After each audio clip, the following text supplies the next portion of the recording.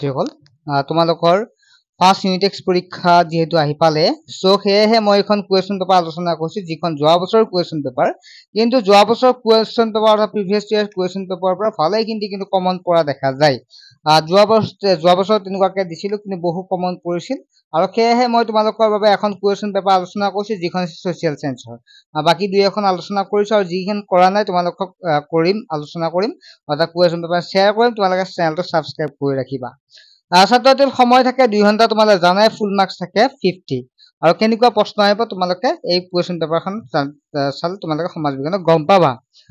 ছাত্ৰছাত্ৰীৰ প্ৰথম প্ৰশ্নটো আছে তলত দিয়া প্ৰশ্নসমূহৰ অতি চমু উত্তৰ দিয়া যত 1-10 এটাত 1 নম্বৰকে 10টা 10 নম্বৰ আহিছিল আৰু প্ৰথম আছে বায়ু চাপ জোখা যন্ত্ৰবিধৰ নাম কি ইয়াৰ বাবে তোমালোক জনাব বিচাৰো ছাত্ৰছাত্ৰীসকল তোমালোকে এতিয়া মানে টিউচনৰ কাৰণে হাবাথুৰি খাব নালাগে তোমালোকে মাত্ৰ 99 টকাতে আমাৰ অনলাইন ক্লাছত জয়েন হ'ব পাৰিবা যত মাত্ৰ 99 টকাত মেথ সায়েন্স সোশ্যাল সায়েন্স আৰু ইংলিশ পঢ়িব পাৰিবা ছাত্ৰছাত্ৰীসকল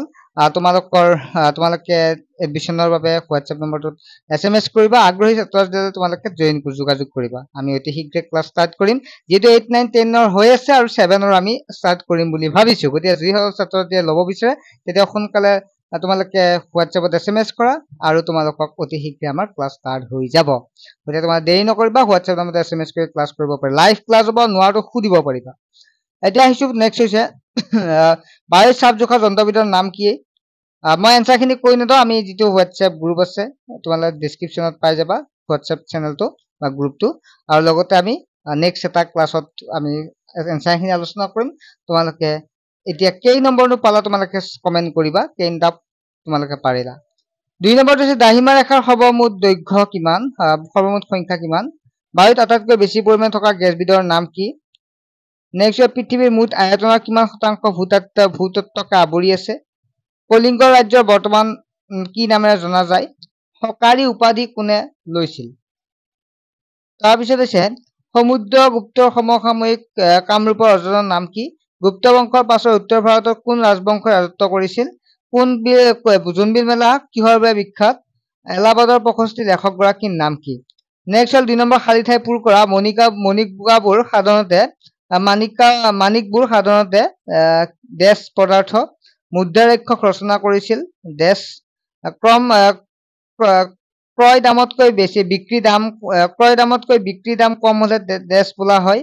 লু হৈছে এবিধ দেশ বজাৰৰ পুৰণি ব্যৱস্থা নেক্সট হল 3 নম্বৰ প্ৰশ্নটো হৈছে শুদ্ধ অৰ্থটো বাছি উলিওৱা যত 1-5 এটাত 1 নম্বৰকে 5টা প্ৰশ্নত 5 নম্বৰ আছে সূৰ্যৰ অনিষ্টকাৰী ৰশ্মিৰ পৰা আমাক ৰক্ষা কৰা গেছবিধ হল ইয়াৰে কোনটো অপচন হ'ব তোমালোকে লিখিবা আৰু মই নেক্সট ক্লাছত এনসাৰখিনি কৰি দিম যদি তোমালোকে নাজানা এখন তোমালোকে টেষ্ট কৰিবৰ কাৰণেহে দিছো তোমালোকে কিমান নম্বৰ পালা পৰীক্ষাৰ কিমান নম্বৰ মানে পাবা তাৰ ওপৰত এখন মক টেষ্ট হিচাপে ল'ব পাৰা আটাইতকৈ টান মাণিকবোৰ হল দেশ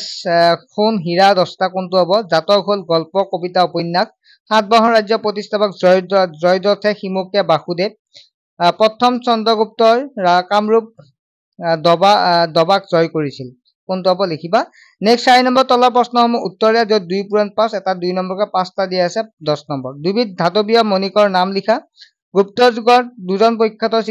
চিকিৎসাবিদৰ নাম লিখা দৈনিক বজাৰৰ দুটা বৈশিষ্ট্য লিখা অনলাইন শ্বপিঙত পোৱা দুবিধ নিত্য ব্যৱহাৰ্য সামগ্ৰীৰ নাম লিখা বৌদ্ধ ধৰ্মক প্ৰধানতে কি পন্থাত ভাগ কৰা হৈছিল পাৰ্থক্য লিখা যিকোনো এটা যত 2 নম্বৰ আছে অক্ষৰেখা আৰু দাহিমা ৰেখা দৈনিক বজাৰৰ সাপ্তাহিক বজাৰ পৃথিৱী পৃষ্ঠৰ পৰা আভ্যন্তৰ ভাগলৈ কি ভাগত ভগোৱা হৈছে যত 3 নম্বৰ আছে মহাকবি কালিদাসে ৰচনা কৰা 3খন গ্ৰন্থৰ নাম লিখা যত 3 নম্বৰ আছে